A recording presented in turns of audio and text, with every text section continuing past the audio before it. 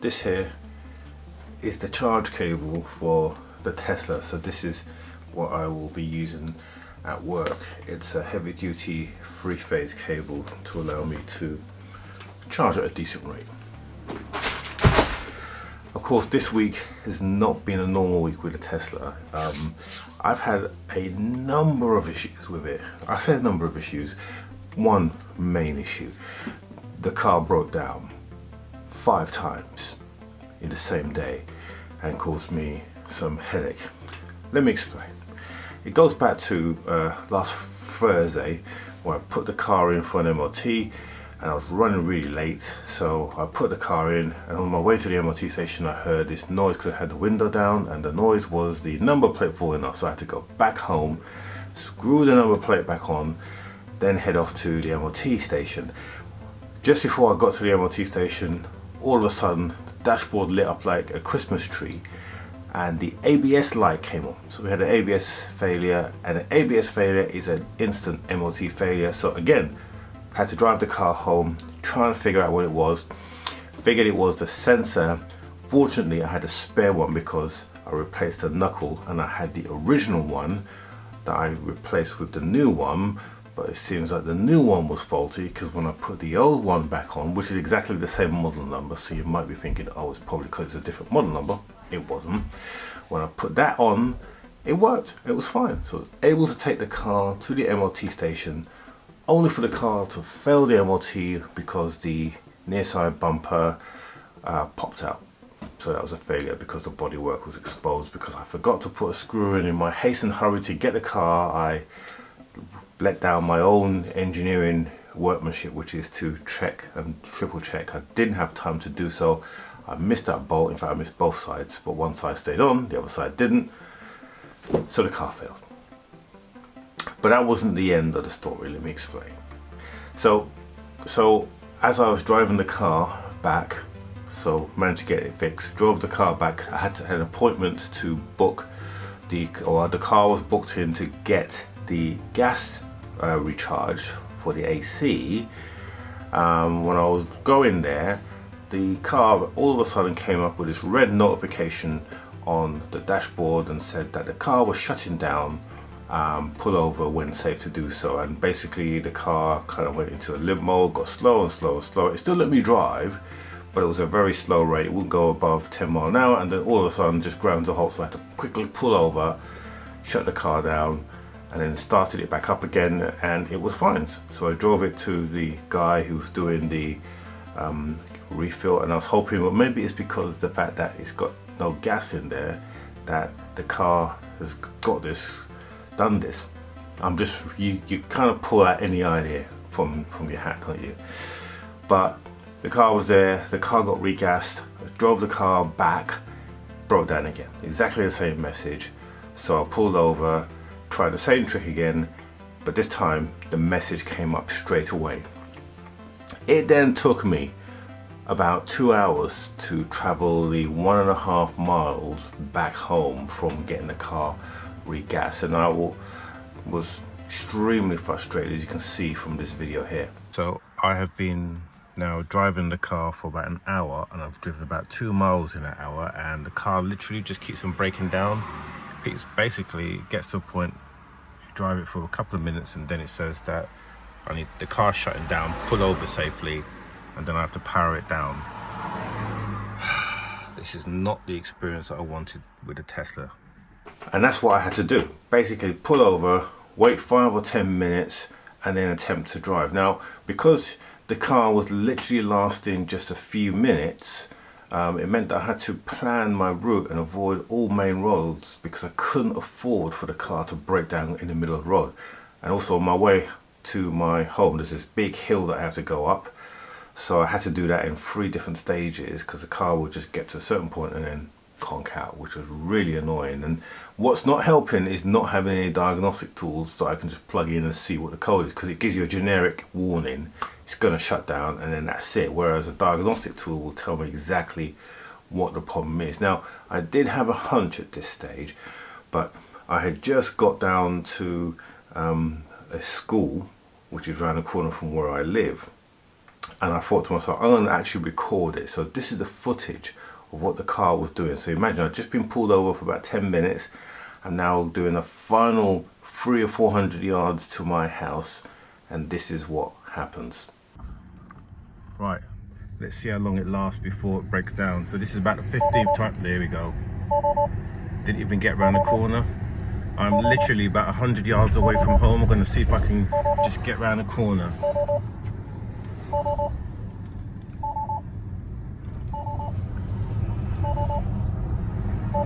I'm literally just outside home.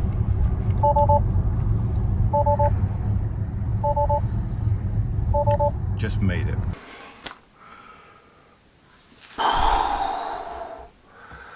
Frustrating to say the least. Right, okay, let's now, we have to take the car apart to try and figure out what this is. So let's go and do that right now. Right, so we've had to take the car apart again because number one, it failed the MOT, and literally failed the MOT because this is not bolted to that, so the bumper's loose. We're going to sort that. That's simple.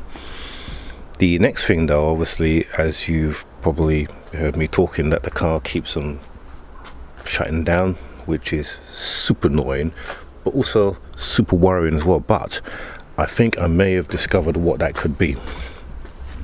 So here, this is the water pipe that goes to the battery. So this pipe here cools the battery.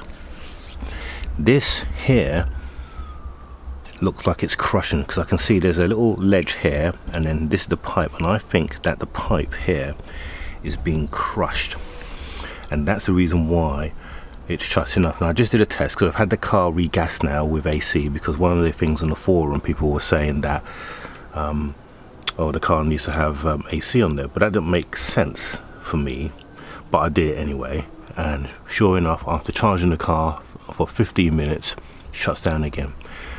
So I thought, right, let's take a look, and I noticed that we've got a leak in. At first I thought it was brake fluid, so that got me worried, but it isn't. It's actually fluid that's leaking from here, so it looks like this pipe here could be damaged, but more importantly, it's been crushed, and I think what's happening is that this is restricting the flow of fluid going to the battery, so the battery's overheating because it's not getting enough fluid, and that's what's causing the car to shut down as well, because obviously as you're driving the batteries get hot when you drive as well. So I'm going to try and get this off.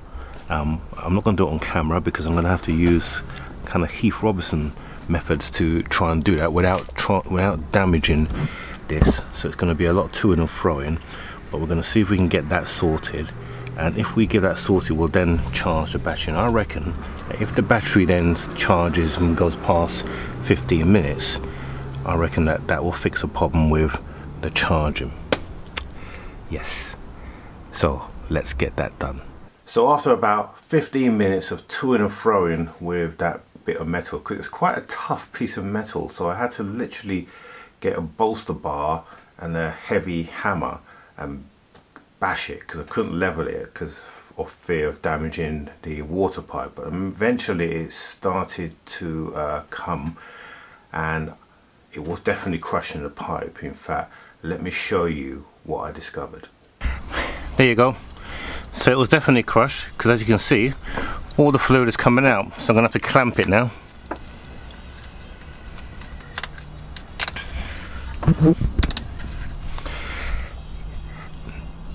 And there, that is your problem. That clip here is broken. I'm not sure whether it's actually the clip that's broken or whether it's the cable, but definitely since I've released it, you can see how much the gap is now opened up, and now the water is just gushing out. So we've just clamped it off here. We'll take this off and then we'll take a look at this and see it. Hopefully it's just a pipe that's damaged and we can just cut it back, but if it's this, we'll have to see if we can find a substitute. 10 seconds later. And there's your problem. That pipe is split. So we're going to see if we can get another one of these. If we can get one of these, that's gonna, I'm pretty sure that's gonna solve our problem, because that was definitely crushed. Okay, let's go and see if we can find one. So So there's a couple of places where I could go to get a replacement L pipe, but I chose to go to a B&Q because when I was building out the white van for my son, a lot of the pipes that I got for that system, water cleaning or window cleaning system, I got from B&Q, and they were really rigid ABS plastic, tough, and still working today. So I thought, let's go down there because it would be cheaper than going to something like Afix, or maybe Afix might have been cheaper actually, but B&Q was my first port of call. And as you can see, I got this pipe. In fact, I got two of these plastic L shapes, and they were exactly the same size, 19 mil. So couldn't really go wrong really, although that one has got an arrow for direction on there, but I don't think there is no valve. Clearly there is no valve in there. It's just an L shape joint. That's all it is. So we got that, and yeah, headed back in home. But before then I had a quick look at it just to make sure in the car that it was the right bit. Okay, so we got some of this poly tubing, which should be absolutely fine for what we need it for. It's about the same size, and it only cost me £5.16 rather than the Tesla Premium or whatever that would be, plus the waiting time. So yeah, let's go and fit this onto the car. Hopefully this should do the trick. Good. Oh, by the way, this car that I'm in, you'll see this next week, okay? Next week. Okay, so just to give you a little bit of background, up until now, every time I charged the car, let's plug it into my little 3-pin connector, after 15 minutes, the car would shut off and say, unexpected event happened. And then what was happening was that, obviously with the charging of the batteries will get warm, and then it will just firmly shut down the charger. So literally I have to come in, you get the notification on the phone, I'll unplug it, plug it back in, and then it will continue charging, and then it will do exactly the same thing. It will last 15 minutes and then shut off. And I did that forever. To get up to about 100 miles of charge took the best part of 4 days. When I had the car regassed, the regassing was supposed to fix that.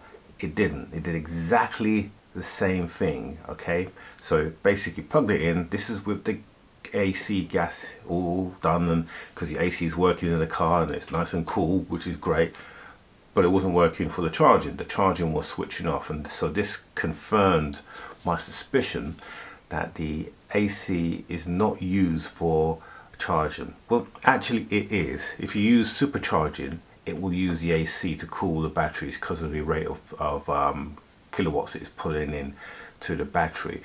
And I discovered that when you're charging the battery long term, so if you're doing like a proper charge like I eventually did, then it will also use the AC, because I heard the compressor kick in about 4 hours later. But it certainly doesn't need it for the initial charge. So the test here is to get it past 15 minutes. If we can get past 15 minutes, we know we solved the problem. Let's see what happens. Okay, we are back. And as you can see, this is our new part. What we got? Exactly the same, and it's exactly the same diameter as well. So we'll get that fitted up, and then we'll show you the result.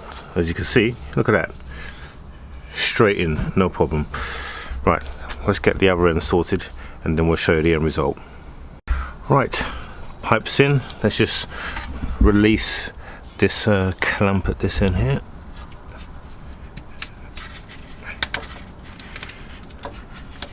Here we go. And there we go, we can see the fluid. We can actually see the fluid in there now. So that is great. So that should now fix that. And what we'll do, we'll just put it on charge now and see how she fares. So when I open the door, it will start flushing fluid through. So actually let's do that now. Okay, doors open, and we should start to hear fluid going through. There she goes.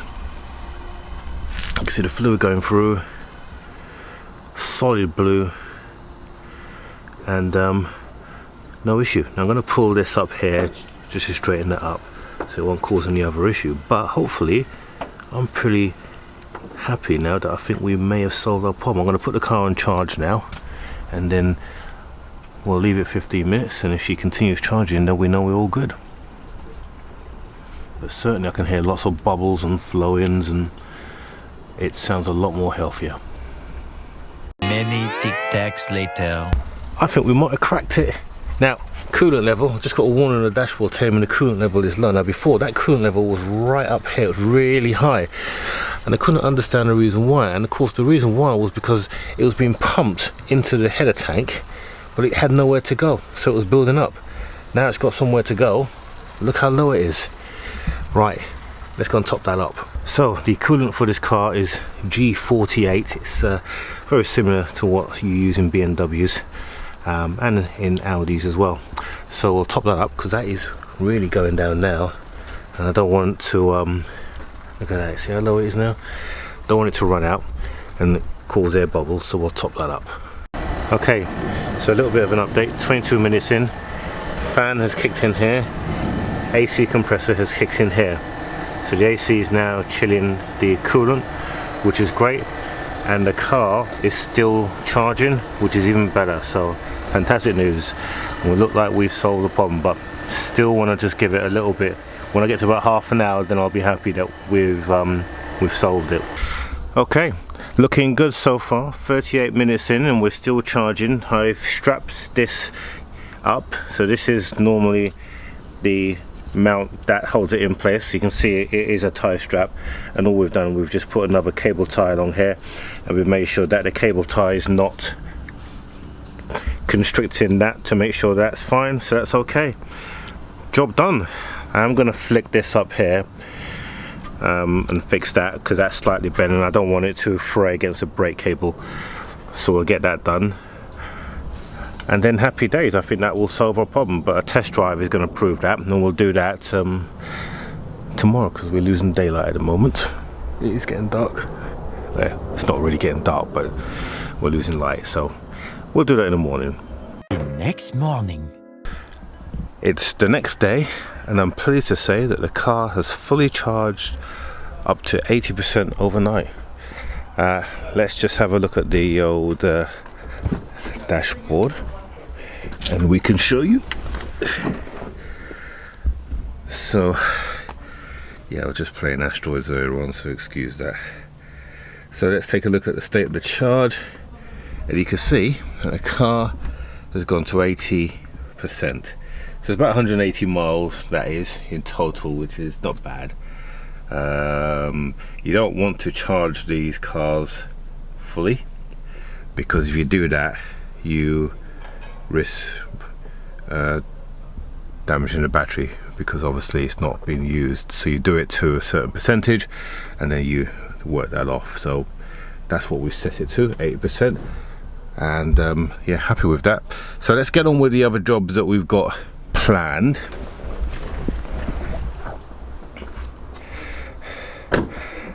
And that is primarily to put this wing back on and then screw it together. So that's what we're going to do today, so we'll get that done. Okay, the wing is back on. We now need to get this car for a test drive, so let's go for a little drive around the block and let's see how we get on. Right, just coming back from my test drive, and everything in the car is a-okay. It recharged just fine last night, and yeah, no problems so far. So I think we are now good to go. He says famous last words, but it certainly is a lot better than it was yesterday, where it was stopping and shutting down. I think now that we've sorted out the water leak, I think the car is in a much better place. Much better place. Okay, so there we go, car sorted. I I will be taking it for a longer drive because that was a very short drive. It was just really to see a bit of a shakedown after putting the wing back on. But I'm going to take it for a drive on Monday because this weekend is very busy and I'm doing the other car that you saw a little shot of. That will be on the channel next week. So I will let you know on next week's video how we got on with the car, and I'll probably put a couple of pictures on Instagram just to give you an early little teaser.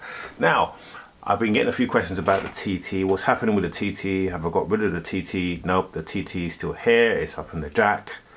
We will get to that in probably in a couple of weeks time. I've got this one little project that I will be doing. You'll see next week.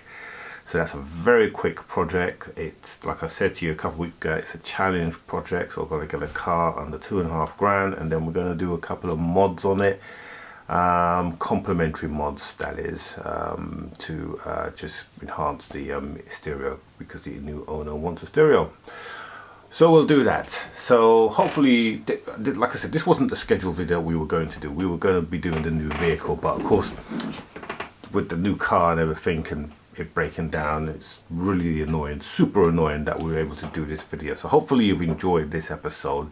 Again, there are so many of you who are just casual subscribers or viewers, and I get that, I understand that, but you know what, you'll be really helping me out if you just click on the subscribe button, click on the bell notification so you're notified whenever I release a new video, and that way it helps us move in this direction in terms of our subscriber account, because the better subscribers we get, or the more subscribers we get, the more notice we get from some of the automotive companies that we want to work with. So we'd really appreciate your help on that. Thank you everyone, hope you enjoyed this one. Tune in for next week's one, and yeah, have a good week. See you soon.